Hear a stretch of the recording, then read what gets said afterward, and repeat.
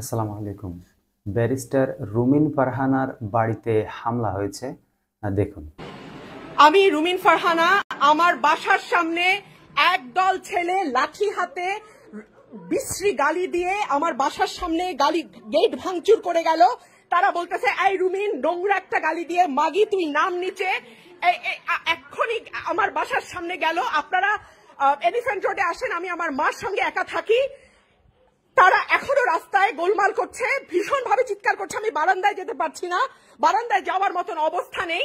তারা ইতিমধ্যেই আমাদের ভাইদের রক্ত ঝরিয়েছে, আমাদের বোনদের রক্ত ঝরিয়েছে, আমাদের স্টুডেন্টদের রক্ত ঝরিয়েছে। তারা আমার পুরো বাসা আমি অন্ধকার করতে বাধ্য হয়েছি। তারা নিচে গেট ভাঙছে।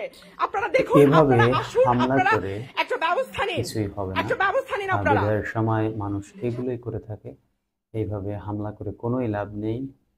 দিনের বেলা তো আসতে পারতেন, দিনের বেলা তো আসেননি। আর রাতে যখন সবাই বাসায় ফিরে গিয়েছে তখন নিড়িকুত্তার মতো এসে এগুলো করেছেন। ইনশাল্লাহ সবগুলোরই বিচার করা হবে। ভিডিওটি শেয়ার করে দিন, জানিয়ে দিন সবাইকে, এবং আমাদের সাথেই থাকুন সাবস্ক্রাইব করে। আমরা প্রতিনিয়ত আপনাদেরকে বিভিন্ন আপডেট জানানোর চেষ্টা করবো। ধন্যবাদ সবাইকে।